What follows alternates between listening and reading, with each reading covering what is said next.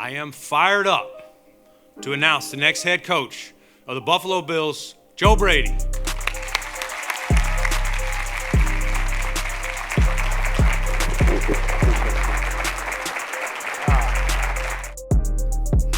When this opportunity came along, I didn't want to just be a head football coach. I wanted to be the head football coach of the Buffalo Bills. How's the day going? It's going. It's going? Yeah, it's going. Joe, it's been a wild few days for you. How are you doing? I'm here right now.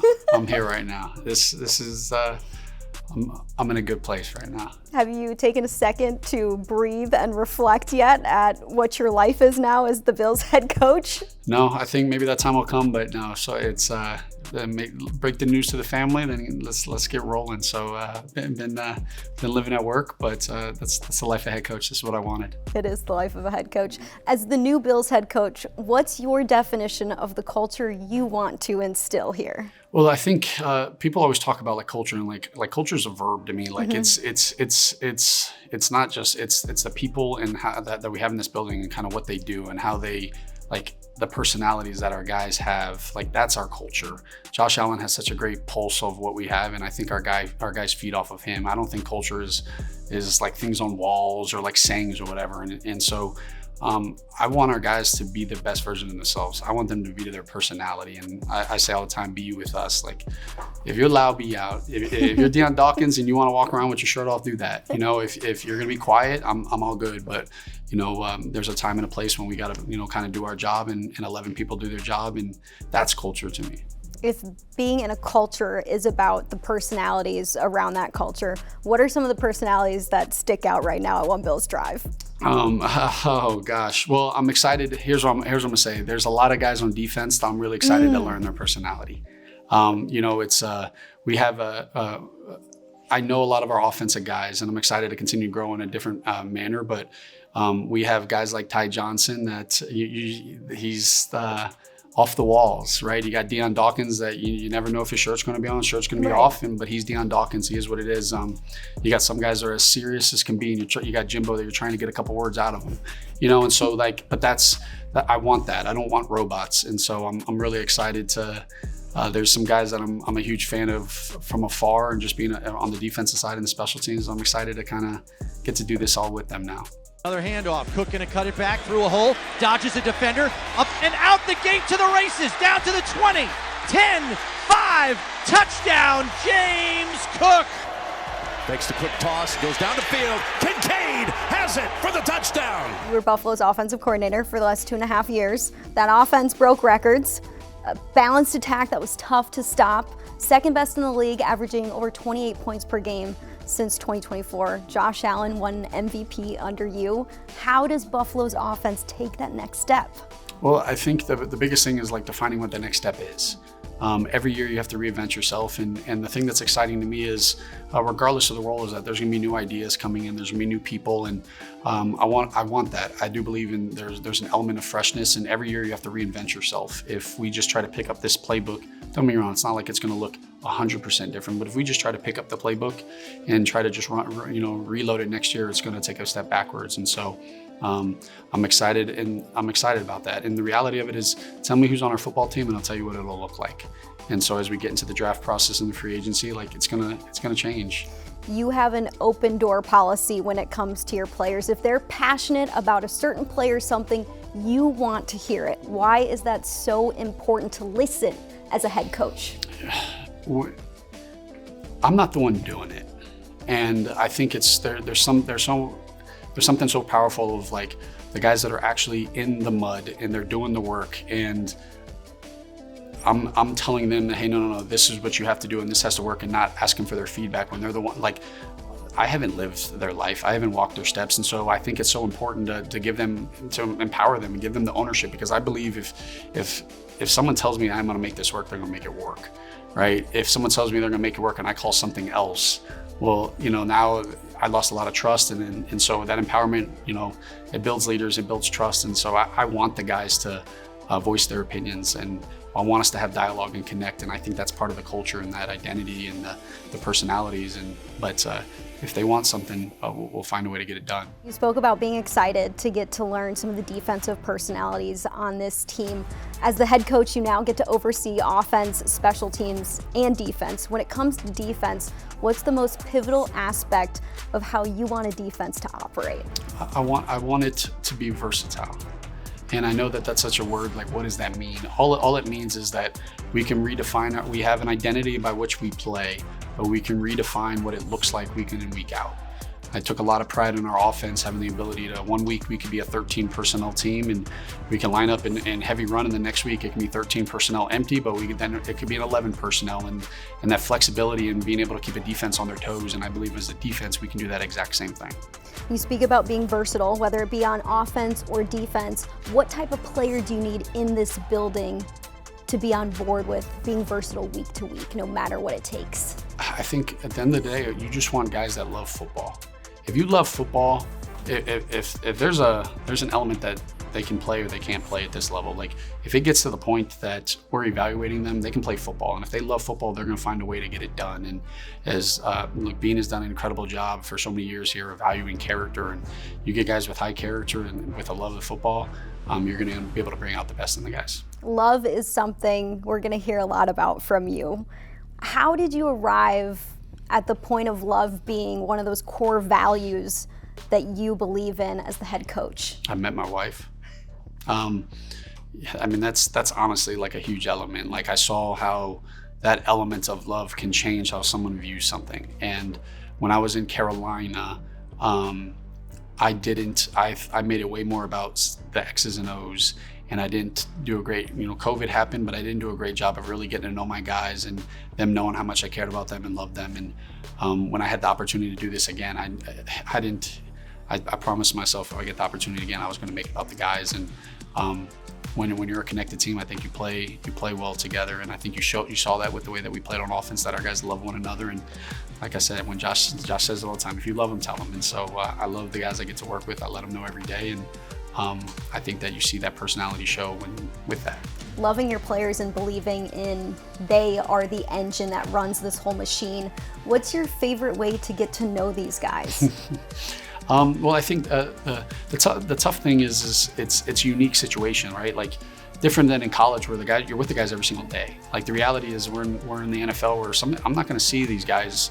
They're at the interview, and unless they're showing up in the building, I'm not going to see them again until April. And that's so unique. And so I'm big in FaceTime.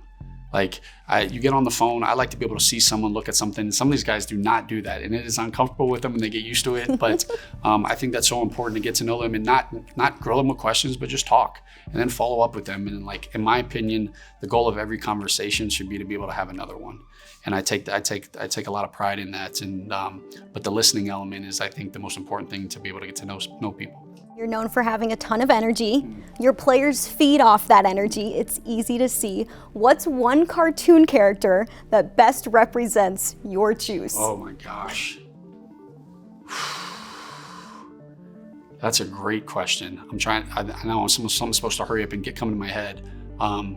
I'm gonna go Sonic the Hedgehog. Okay, that's a good one. Yeah. How come? Because that's how my brain, I think, feels sometimes when he's rolling. So, and that's what it's like, after a couple espresso shots as I get kind of rolling and talking. So let's go Sonic. Is that even a cartoon? Yeah, Sonic the Hedgehog. Sonic the Hedgehog. Yeah. As soon as I leave here, I'll come up with something else. But right now, Sonic somehow came to my mind. Okay, we need to make the Joe Brady Sonic the Hedgehog shirts. Yeah, there you go. They'll go off. It's like Toe Brady. Got it.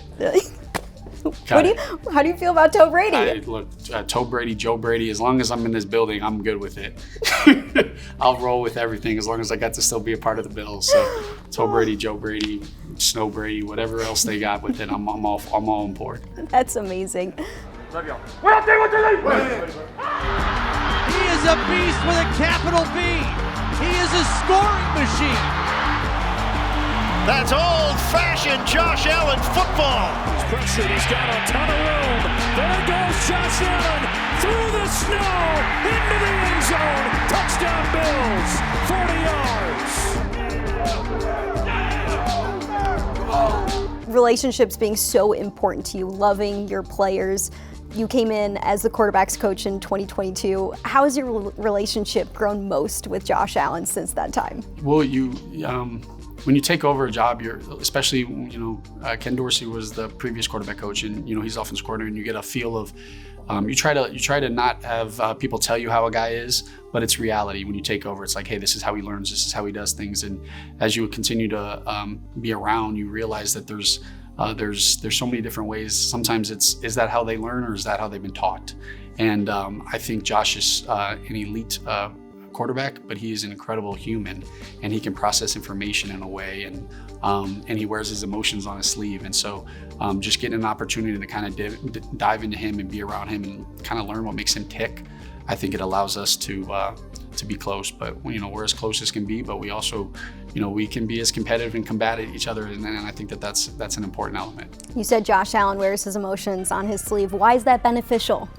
Because I think there's something like it helps when he's our toughest. Like when you got your quarterback, and I can't stand it, but it's part of it. But when your quarterback is willing to do whatever it takes to win, and the guys feel that they kind of roll with that. When your best football player is living to a standard and rolling and doing everything he has to do to find ways to win football games, why wouldn't everybody else feel that same way?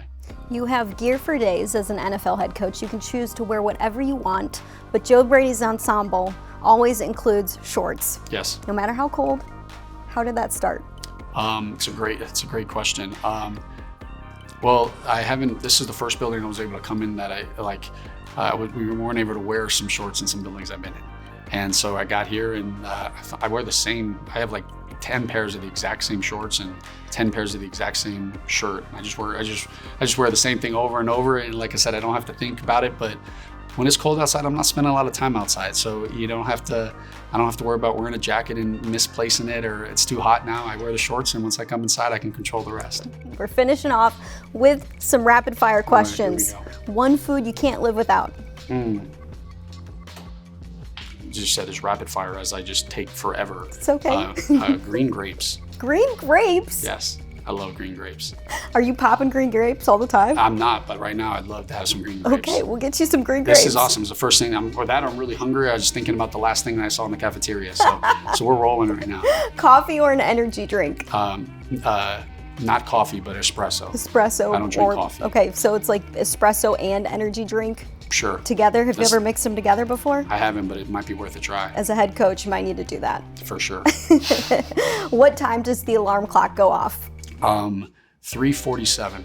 Oh my gosh. Why 47? Because one day I just had it, and the next one would be at 4:11. I don't know, but I just kind of roll with it. It's how the brain works. Has no significance and just kind of rolls. Yeah. What's your favorite movie? Remember the Titans. How come? I mean, that's such a terrible answer for a football coach. It's good. I think that's one of the greatest movies of just guys coming together, and you feel that love, and there wasn't always love, and so I appreciate that dynamic of football. Would you rather get steps in or a lift in? I haven't lifted in 6 months, so I would love to get a lift right now. Let's roll with that. Favorite artist or genre of music? It will forever be Lil Wayne.